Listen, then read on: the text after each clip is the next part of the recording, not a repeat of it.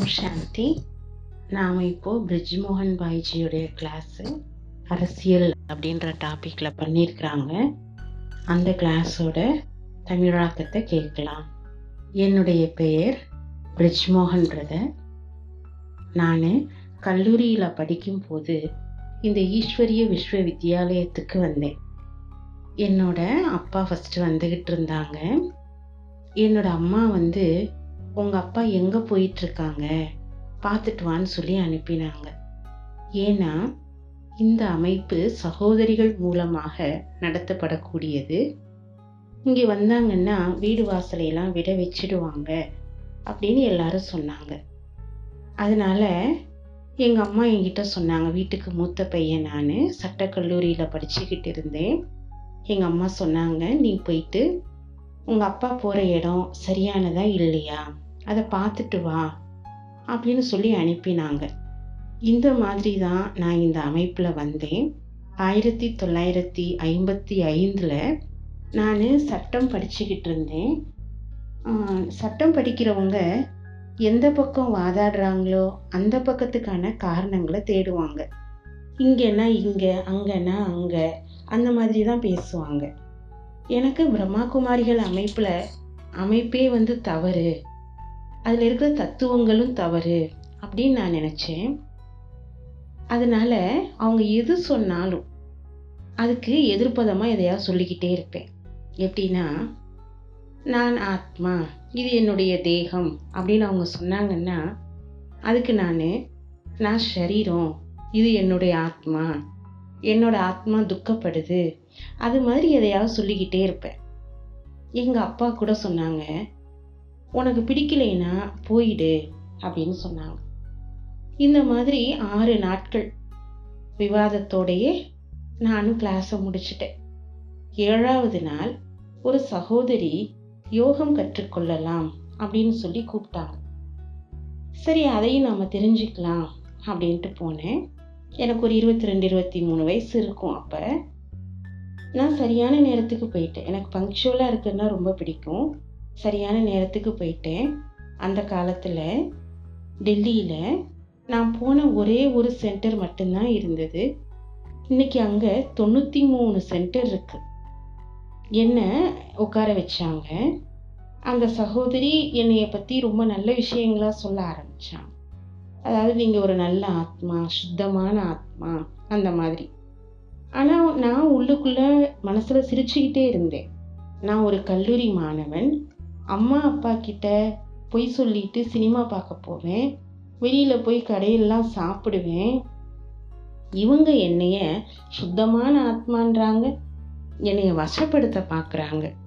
இந்த மாதிரி நான் நினச்சிக்கிட்டு இருந்தேன். அந்த நேரத்தில் அந்த சிஸ்டருக்கு ஃபோன் வந்தது.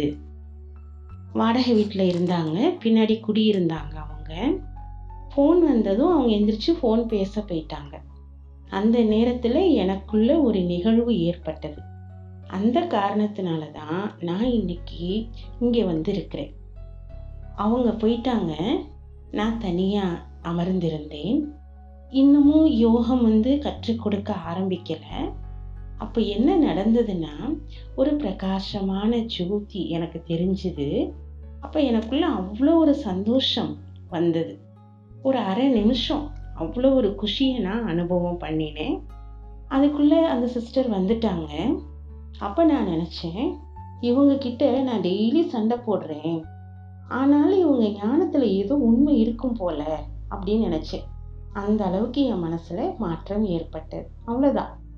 அதுக்கப்புறம் அவங்க சொல்கிறத கேட்க ஆரம்பித்தேன். அவங்களுடைய நிலையிலிருந்து அதை பற்றி நான் சிந்திக்க ஆரம்பித்தேன். அவ்வாறு செய்ய செய்ய அவங்களுடைய ஞானத்தில் உண்மை இருக்குது அப்படிங்கிறது எனக்கு உறுதியானது. பிறகு நான் என் அம்மா கிட்ட அப்பா சரியான இடத்துக்கு தான் போகிறாங்க அப்படின்னு சொன்னேன். அதுக்கப்புறம் நான் சார்ட்டர்ட் அக்கௌண்டன்ட் படித்தேன், முடித்தேன். அப்புறம் டெல்லியில் ஒரு நல்ல பிஸ்னஸ் ஏரியாவில் ஆஃபீஸ் வச்சு ப்ராக்டிஸ் பண்ண ஆரம்பித்தேன். அந்த நாட்களில் நான் மவுண்ட் அபு வந்தேன். நம்முடைய ஃபவுண்டர் பிரம்மா பாபா என்னைய பார்த்து என்ன பண்ணிக்கிட்டு இருக்கீங்க அப்படின்னு கேட்டாங்க.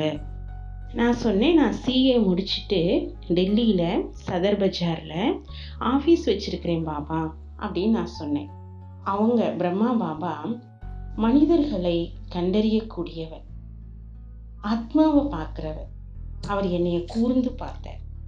அப்புறமா சொன்னார், நான் ஒன்று சொல்கிறேன், அதை கேளு அப்படின்னார். என்னன்னு கேட்டேன். மனிதனுக்கு தேவையானது 2 ரொட்டி தானே. நீ அங்கே இருந்துக்கிட்டு வாதாடணும், பொய் சொல்லணும், மனிதர்களுக்கு தவறான கணக்குகளை எழுதி கொடுக்கணும். அவருக்கு சார்ட்டர்ட் அக்கௌண்டன்ட் இந்த மாதிரிலாம் செய்யணுங்கிறது தெரிஞ்சிருக்கு. இதை விட சிறந்தது நீ போயிட்டு அரசாங்க வேலையை பார், மாலை 5 மணிக்கு திரும்பி விடலாம், பிறகு உனக்கு எந்த தொல்லையும் இருக்காது என்றார். நானும் ஏற்றுக்கொண்டேன். அதன் பிறகு நான் டெல்லிக்கு போன பிறகு ஆஃபீஸுக்கு மறுபடி போகலை. எங்கள் குடும்பத்தில் யாரும் வேலைக்கு போகலை, சொந்த பிஸ்னஸ் தான் பண்ணினாங்க. நான் வேலைக்காக தேடினேன். நியூஸ் பேப்பரில் சார்ட்டர்ட் அக்கௌண்டன்ட்டுக்கு முதல்ல வந்த வேலை வாய்ப்பிற்கு கைகளால் விண்ணப்பம் எழுதி அனுப்பினேன். டைப் செஞ்சு அனுப்பணும் அப்படின்றது எனக்கு தெரியல.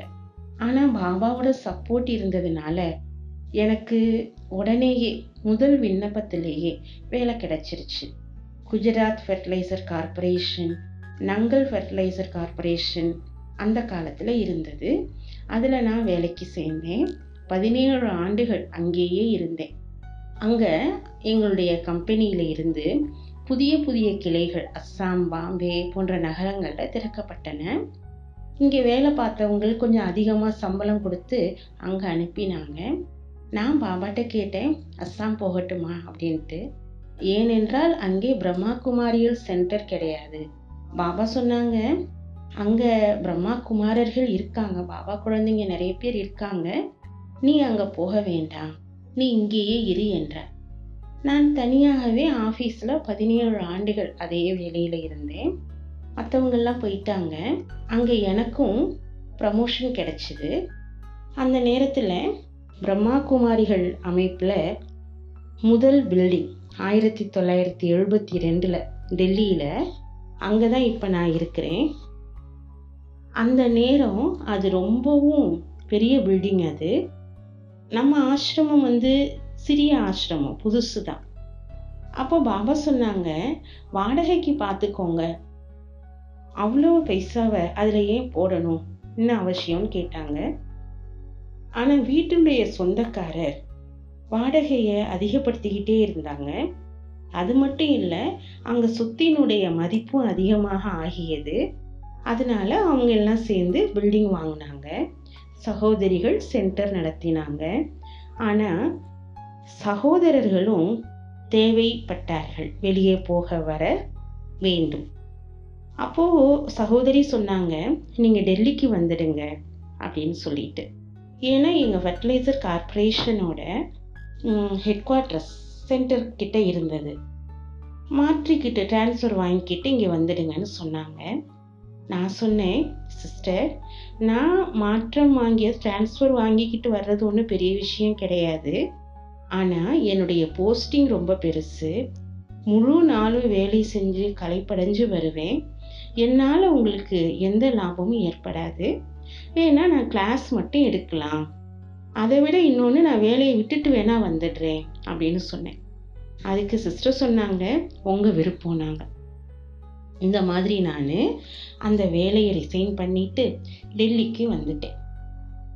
இப்போ அமைப்பில் பல காரியங்கள் செய்ய வேண்டி இருந்தது. என்னுடைய விசேஷமான பொறுப்பு அரசியல் தலைவர்களுக்கு சேவை செய்வது. நம்முடைய அமைப்பில் பல துறைகள் உருவாக்கப்பட்டிருக்கின்றன. கல்வியாளர்களுக்கு, நீதித்துறையினருக்கு, இது மாதிரி அரசியல் துறையினருக்கும் உருவாக்கப்பட்டது. 1972 நான் டெல்லிக்கு வந்தேன். அன்றிலிருந்து இன்னைக்கு வரைக்கும் ஒவ்வொரு அமைச்சகத்திலும் 8 மந்திரிகள் மாறி இருக்கிறத பார்த்துருக்கேன்.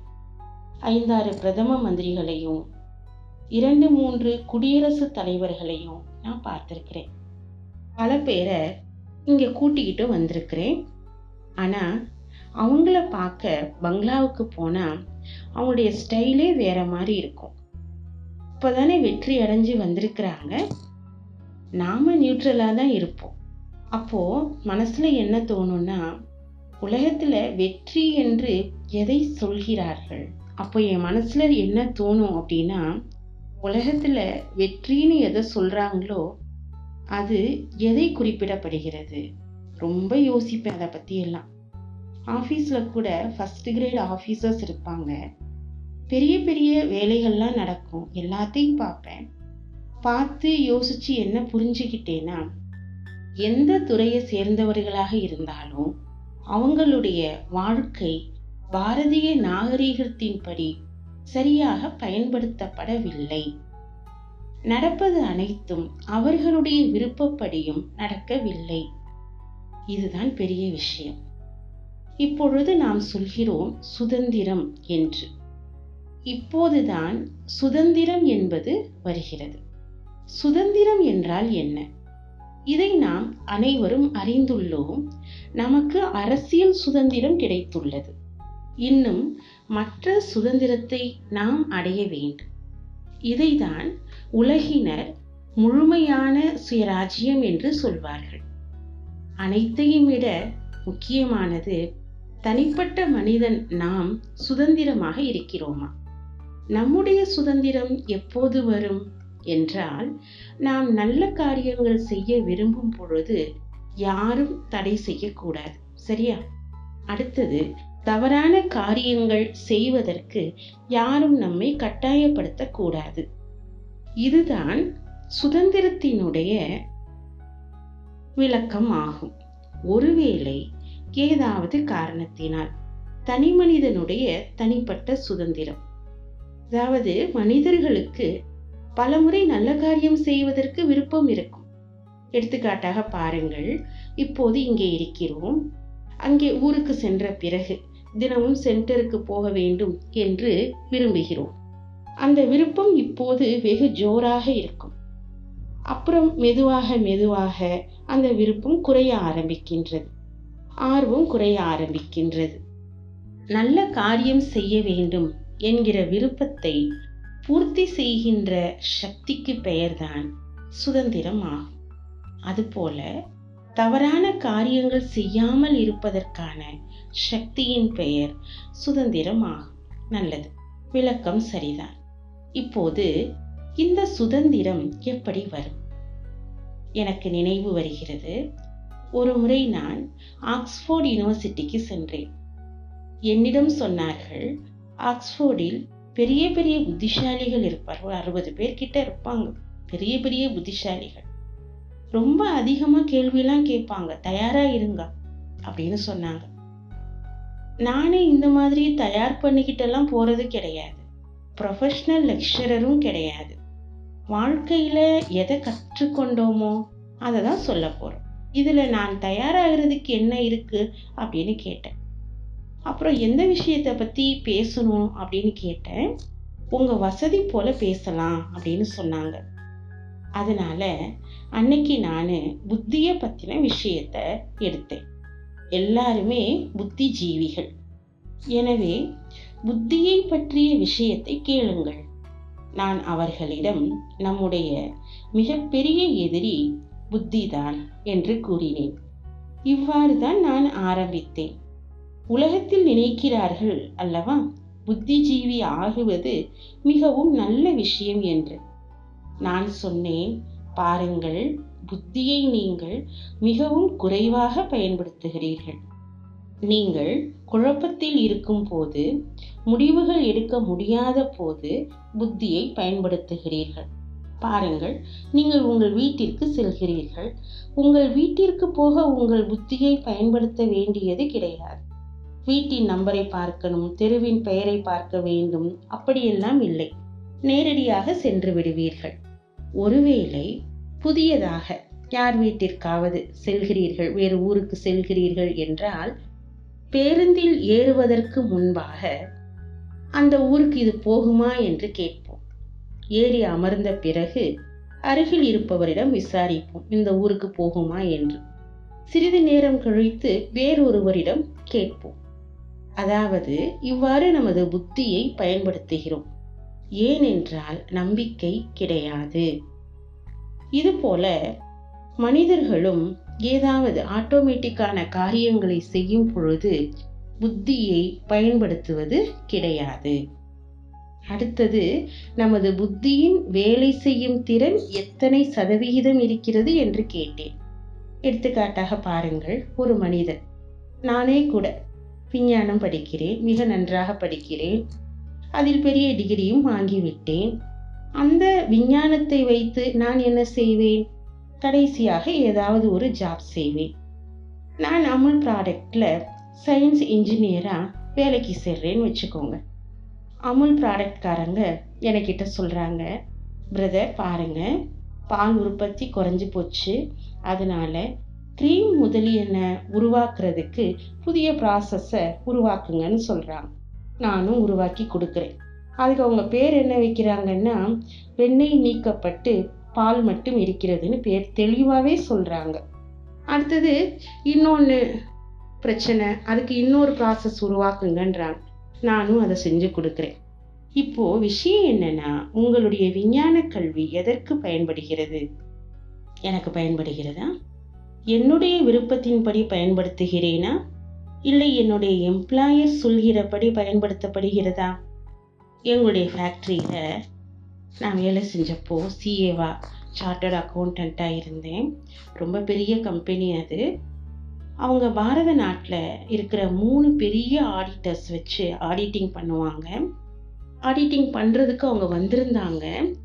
2 மாதங்கள் ஆடிட்டிங் பண்ணுவாங்க. இறுதியாக ஏதாவது தவறு ஏற்பட்டது அப்படின்னா அதை டைரக்டருடைய டேபிளுக்கு போயிட்டு பேசி முடிப்பாங்க. கம்பெனியினுடைய பெயர் கெட்டுவிடக்கூடாது என்று அவர்களுக்கு பங்கும் கொடுப்பாங்க. நானே பார்த்துருக்கிறேன். நானும் ஜாப்ல இருக்கிறதுனால என்னாலே எதுவும் பேச முடியாது. இந்த மாதிரி ஒரு கன்னியா இருக்காங்கன்னு வச்சுக்கோங்க. அவங்க வீட்டில் அவங்க அம்மா அப்பா ரொம்ப நல்லபடியாக சமையல் பண்ண கற்றுக் கொடுக்குறாங்க, சங்கீதம் கற்றுக் கொடுக்குறாங்க. அவங்க வெஜிடேரியன், முட்டை கூட சாப்பிட மாட்டாங்க. அவங்களுக்கு கல்யாணம் நடக்குது. அங்கே அவங்களுடைய கலைகளை யாரும் கண்டுக்கிறது கிடையாது. அவங்கள முட்டை சமைக்க சொல்கிறாங்க. இப்போ இங்கே பிரச்சனை என்னென்னா, அண்டர் எம்ப்ளாய்மெண்ட், மேலும் ராங் எம்ப்ளாய்மெண்ட். இந்த எல்லா குழப்பங்கள்ல இருந்தும் எவ்வாறு பாதுகாப்பாக இருப்பது?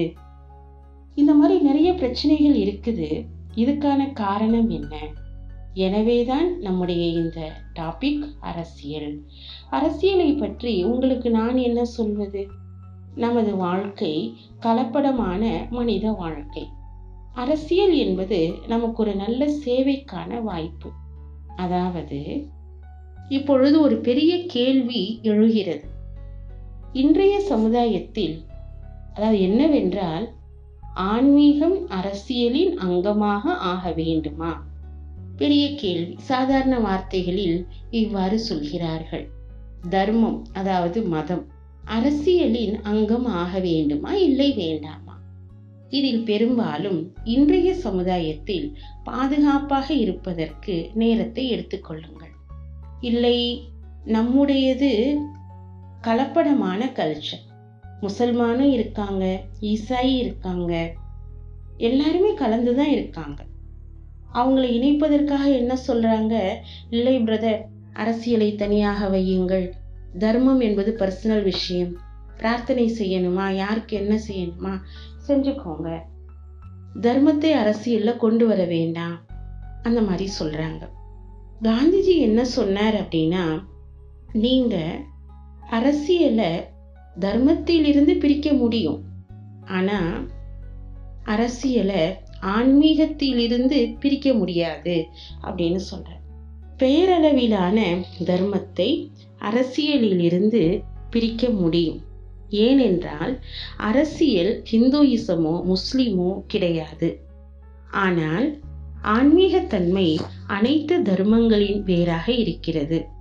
அதிலிருந்து அரசியலை பிரித்தோம் என்றால் அதில் என்ன இருக்கும்? எதுவும் இருக்காது. உங்களிடம் ஒன்று கேட்கிறேன், ஒரு மனிதன் உணவு இல்லாமல் எத்தனை நாட்கள் வாழ முடியும்? 1 மாதம் இருக்க முடியும். நல்லது. மேலும் தண்ணீர் இல்லாமல், தண்ணீர் என்றால் திரவ உணவு, அது கூட கூடாது. அவ்வாறு எவ்வளவு நாள் இருக்க முடியும்? 1 வாரம் வரை இருக்க முடியும். நல்லது. 3வது விஷயம், காற்று இல்லாமல். சிலர் பிராணாயாமம் எல்லாம் செய்வார்கள். அப்படி காற்று இல்லாமல் அவர்களால் எத்தனை நாட்கள் இருக்க முடியும்? 2-3 நாட்கள். நல்லது. இது குறைவான நாட்கள் தான் வருகிறது. இறுதியான கேள்வி, ஆத்மா இல்லாமல் எவ்வளவு நாட்கள் இருக்க முடியும்? 1 வினாடி. இல்லை. நேபாளின் இளவரசர் ஜிதேந்திராவை மெஷினில் வைத்திருந்தார்கள். அவருடைய மூளையை மெஷினின் மூலமாக இயங்க வைத்திருந்தார்கள். ஆனால் உங்கள் அனைவருக்குமே தெரியும், ஆத்மா இல்லாமல் உடலின் அனைத்து அங்கங்களும் இயங்குவது கிடையாது. இந்த விஷயம் நம்மை ஆன்மீகத்தின் அடிப்படைக்கு அழைத்து செல்கிறது. இப்போது நீங்கள் பாருங்கள், நாம் ஷரீரத்தை பற்றி அறிந்துதான் இருக்கிறோம். இது மிகவும் பயனுள்ள பொருள். இது எனது கண்கள், இவை இருப்பதால் உலகம் இருப்பது நமக்கு தெரிகிறது. காதுகள் இருக்கின்றன. பலர் உடலை மெஷின் என்று சொல்கிறார்கள். எந்திரம் பழுதடைந்தால் மருத்துவரிடம் செல்கிறார்கள், அதை சரி செய்வதற்காக. மிகவும் பழுதடைந்து விட்டால் எந்திரத்தை எரிந்து விடுகிறார்கள். ஷரீரத்தை எந்திரம் என்று சொல்கிறார். நீங்களே பாருங்கள், எந்த ஒரு மெஷினும் சிறியதில் இருந்து பெரியதாக வளர்ச்சி அடைவது இல்லை. ஆனால் நம்முடைய இந்த உடல் குழந்தையில் இருந்து பெரியவராக வளர்ச்சி அடைகிறது. இதே போன்ற மெஷின் எங்கேயாவது பார்த்திருக்கிறீர்களா? இந்த மைக்ரோஃபோன் 1 ஆண்டிற்கு பிறகு பெரிதாக வளர்ந்துவிடும். அவ்வாறு நடப்பது கிடையாது. ஒரு கதை. ஒரு கிராமத்திற்கு ஒரு தலைவர் சென்றார். இந்த ஊரில் பெரிய மனிதர்கள் பிறந்துள்ளார்களா என்று கேட்டார். கிராமத்தில் இருப்பவர்கள் சொன்னார்கள், இங்கு குழந்தைகள் தான் பிறக்கிறார்கள், பெரியவர்கள் பிறப்பது இல்லை என்றார்கள். நல்லது. ஒரு மெஷினில் இருந்து இன்னொரு மெஷின் பிறக்குமா? ஒரு கம்ப்யூட்டரை இங்கு வைத்தால் 1 ஆண்டிற்கு பிறகு இன்னொரு கம்ப்யூட்டர் உருவாக முடியுமா? நல்லது. உங்களது உடலை மெஷினோடு ஒப்பிட்டு பாருங்கள். ஜப்பானில் மிக நவீனமான கேமராவை உருவாக்கி இருக்கிறார்கள். ஓகே. ஆனால் கண்களை விடவும் நல்ல கேமரா இருக்கிறதா? இல்லை. ஜப்பானில் மிக நவீனமான ஒரு இசைக்கருவியை உருவாக்கி இருக்கிறார்கள். அதில் மிக நல்ல சவுண்ட் எல்லாம் வரும். தபேலா தனியாக ஒலிக்கும், கிட்டார் தனியாக ஒலிக்கும். ஆனா காதுகள் போல வருமா? காதுகள் என்பவை அப்படிப்பட்ட இசைக்கருவி. அதை சிறிது பாராட்டுங்களேன். அப்போது இசையை விட சிறந்த குஷி உருவாகி நடனமாட ஆரம்பித்து விடுவார்கள். அந்த காதுகளில் சிறிது நிந்தனையை, அதாவது குறையை சொன்னால் ஈயத்தை காய்ச்சி ஊற்றியதை போல் இருக்கும். நல்லது. மூக்கை போன்ற முதல் தரமான வாசனை நுகரும் கருவியை கண்டறிந்துள்ளீர்களா? தூரத்தில் சமையல் செய்து கொண்டிருந்தாலும் இங்கே நுகர்ந்து லஞ்ச் டைம் ஆகிவிட்டது என்கிறோம். உங்களுடைய உடல் ஸ்தூலமானதுதான், ஆனால் அது மிகவும் வேல்யூபிள் ஆனது. இந்த மனிதர்களுக்கு, இந்த உடலிற்கு தண்ணீர் வேண்டும், உணவு வேண்டும், காற்று வேண்டும். அனைத்தையும் விட முதலில் ஆத்மா வேண்டும். இன்றைய நாட்களில் சிறு வயதிலேயே ஆத்மா பிரிந்து விடுகிறது. சீக்கிரமாக மரணம் ஏற்படுகிறது.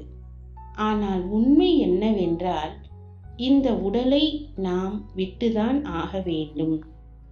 உலகத்தில் மிகப்பெரிய அதிசயம் என்ன என்று கேட்டால், நாம் இந்த உடலை விடுவதுதான் என்று சொல்வார்கள். ஆனாலும் கூட நான் விட வேண்டியது இல்லை, மற்றவர்கள்தான் விட வேண்டும் என்று தோன்றுகிறது. இவ்வாறான மனோநிலை இருக்கிறது. இப்போது நாம் சத்தியத்தை நோக்கி செல்கிறோம். நான் கேட்கிறேன், உங்களுடைய இப்பொழுதுள்ள வயதில் ஓராண்டை சேர்த்து கொள்ளுங்கள். தன்னைத்தான் கேளுங்கள், இத்தனை ஆண்டுகளுக்கு முன்பாக எனக்கு இந்த உடல் இருந்ததா? பொதுவாக நமது மூச்சில் ஒரு வினாடி கூட நம்பிக்கை கிடையாது. ஆனாலும் ஒவ்வொரு மனிதனும் நம்பிக்கை வைத்துள்ளார்கள். சரி, உங்களுடைய இந்த வயதில் இருந்து ஒரு 40-50 ஆண்டுகளை கூட்டிக் கொள்ளுங்கள்.